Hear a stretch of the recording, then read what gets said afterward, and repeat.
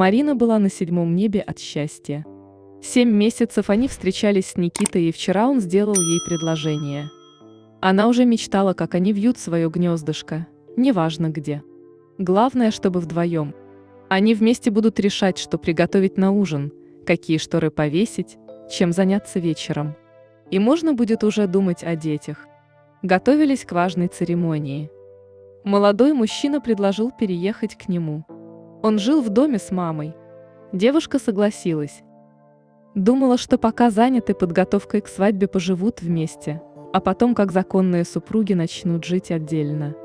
Она не сильно переживала об этом, ее мысли были заняты приятными хлопотами. Будущая свекровь вела себя сдержанно.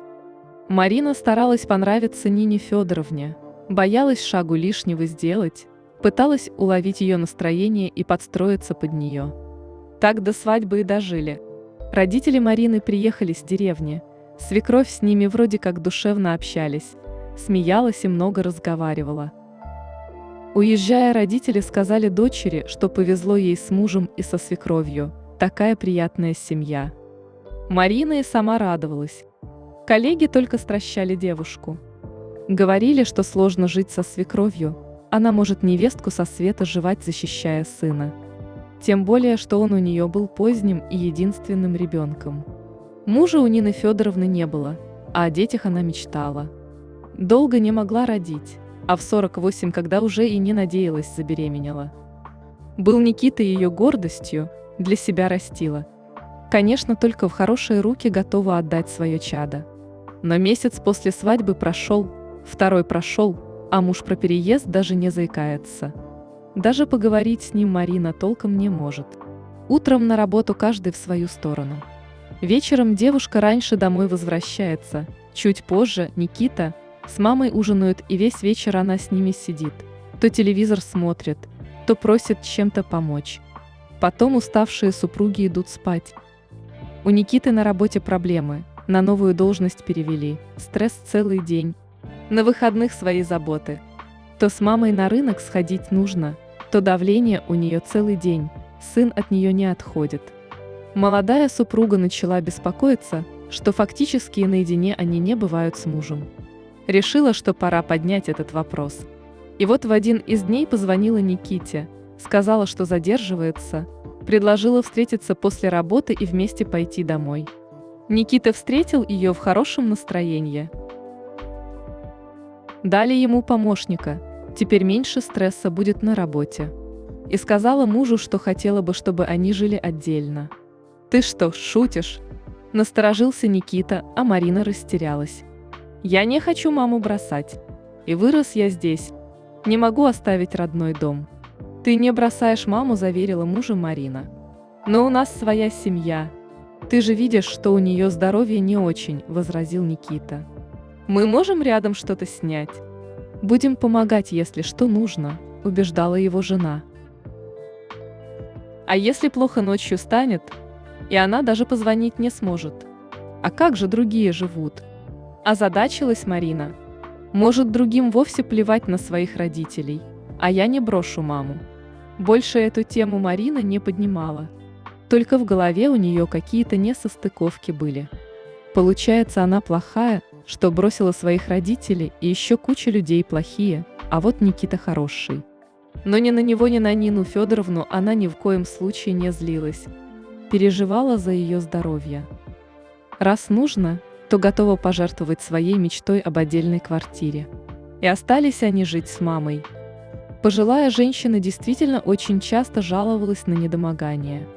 Марина жалела ее и за Никиту тоже волновалась, видя, как он переживает. На работе у нее отпуск уже подходил. Заранее все расписано, никак не перенести. Планировали съездить куда-то, но так как Никиту повысили, его отпуск накрылся. А у молодой супруги выхода нет, все равно нужно брать по плану. Решила, что займется домашними делами, может даже свекровь уговорит в больницу сходить обследоваться.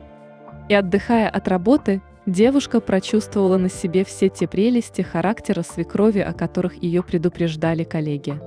Нина Федоровна, всегда улыбающаяся и хорошая, как только сын уходил на работу, превращалась в другого человека.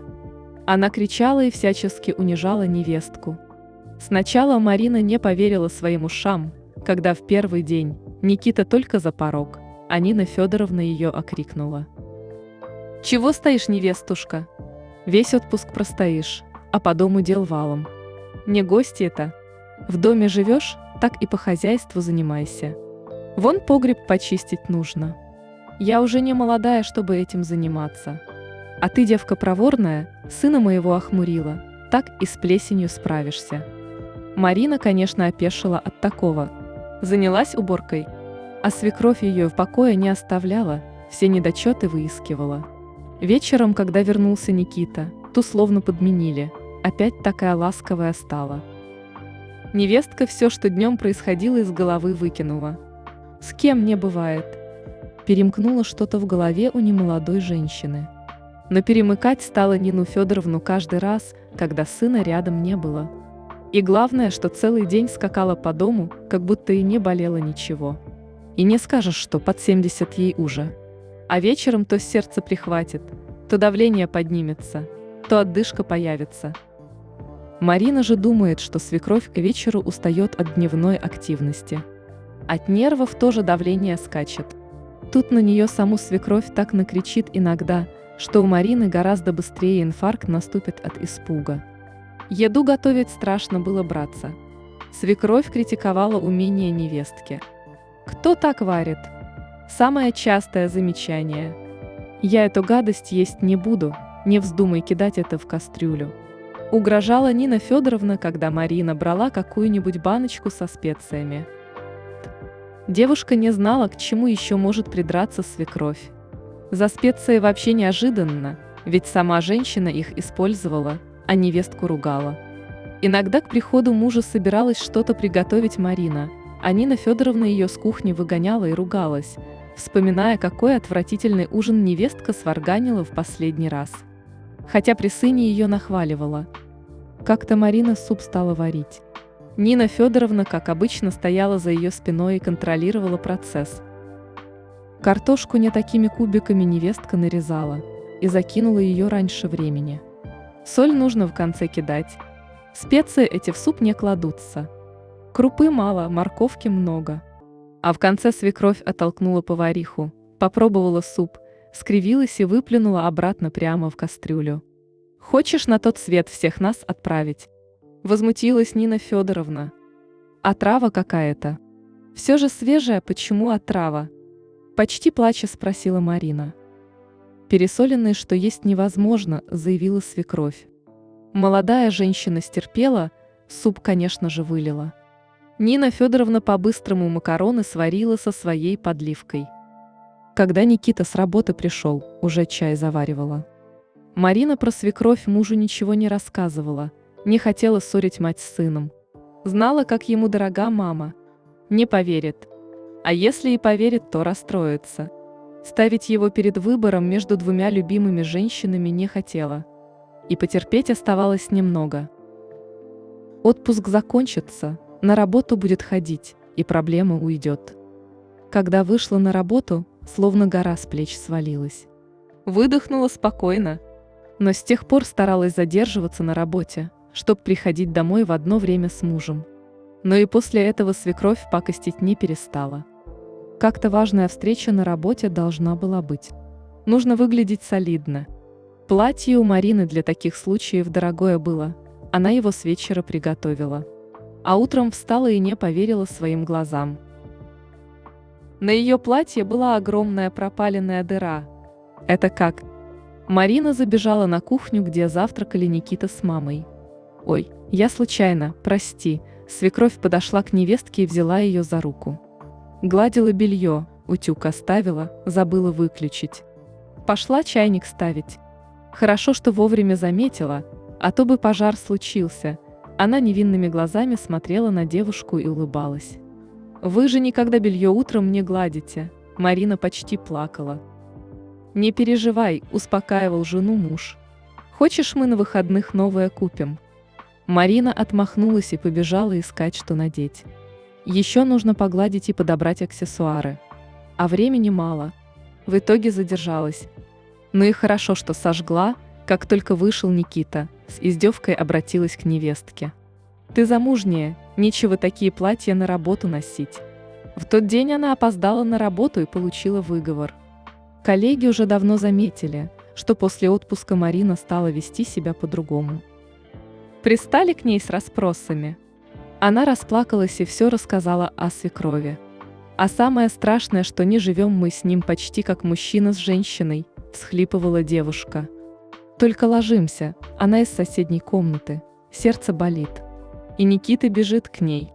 Всю ночь сидит у ее кровати. И так почти каждый день.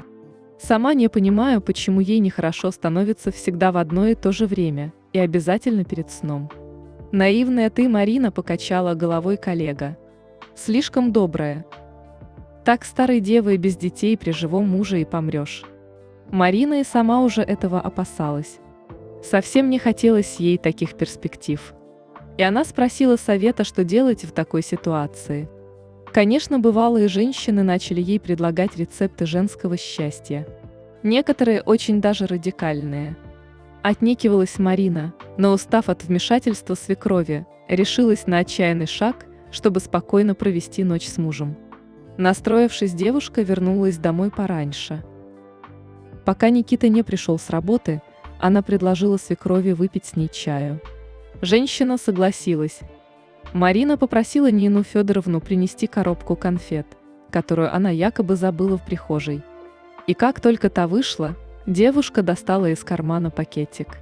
Свекровь направилась в прихожую, но что-то ее дернуло подсмотреть в дверную щель за невесткой. От увиденного Нина Федоровна обомлела. В одну из чашек девушка подсыпала какой-то порошок. Когда женщина вернулась, на столе стояли чашки с чаем. Нина Федоровна не подала вида, что что-то увидела, а просто попросила невестку долить молока в чай. И когда Марина полезла в холодильник, свекровь ловко поменяла чашки. Они выпили чай. Нина Федоровна была подозрительно неразговорчивая. Она внимательно следила за невесткой, а про себя думала, что же такое осмелилась подсыпать ей в чашку девица. Марина нервничала, тоже не находила слов, о чем поговорить. В итоге через какое-то время девушка пожаловалась на усталость, положила голову на стол и уснула. Нина Федоровна потрясла девушку и поняла, что, скорее всего, невестка ей подсыпала снотворное. Скоро должен вернуться сын, нужно ужин готовить. Она поставила воду для макарон и еще раз посмотрела на невестку. Та спокойно дышала. Похоже, что сладко спала. Позвонил Никита, сказал, что задерживается на работе. Пожилая женщина вздохнула. Ей стало не по себе. Она размышляла о том, зачем невестке понадобилось посыпать ей снотворное. Она пошла в зал и присела на мягкий диван. Продолжила обдумывать происходящее. Что же она делает не так в жизни? За раздумьями забыла о том, что собралась готовить еду. А вода тем временем закипела, убежала и затушила пламя газовой плиты. Постепенно газ дошел до зала, и незаметно для себя Нина Федоровна погрузилась в сладкую дрему. Она открыла глаза в реанимационном отделении. Быстро пришла в себя, отравление было не сильным. Спасло то, что сын не очень задержался на работе. Попав домой, он сразу почувствовал запах газа и оперативно среагировал. Могло бы кончиться все гораздо хуже не только для женщин, но и для него и соседей. Через несколько дней Нина Федоровна поправилась. А вот молодой невестке досталось сильнее. Она была на кухне и надышалась газом прилично. Никита места себе не находил. Он почти не спал ночами и долго разговаривал с мамой, рассказывая, какая у него замечательная жена и что он не переживет ее потери. Нина Федоровна ничего не сказала сыну о том, что произошло между ней и невесткой. Она видела, как Никита волнуется за жену. Не дай бог что-то случится с Мариной. Он будет винить во всем и себя, и мать. Свекровь только тогда поняла, что была несправедлива с невесткой, что сын счастлив с ней, и она напрасно так ее гнобила. После случившегося Нина Федоровна сделала для себя выводы и молила Бога, чтобы Марина выжила и у нее все было хорошо. Через какое-то время девушку перевели в обычную палату, но в сознание она еще не приходила. В больнице, к сожалению, персонал особо не будет следить за больными. Никита переживал, что жену его угробят, если не присматривать самим. И они с мамой по очереди дежурили у кровати Марины. Прошла неделя. Была очередь свекрови присматривать за невесткой. Она сидела над кроватью и про себя молилась. Марина открыла глаза и растерянно посмотрела на свекровь. Девушка не понимала, что с ней и где она находится. Последнее, что она помнила, это чай. Неожиданно она осознала, какую глупость она совершила. Все из-за глупой ревности, чтобы побыть с Никитой. А ведь для мамы он тоже важен. Сын ее единственная отрада. И она такая замечательная женщина, что вырастила такого хорошего мужчину.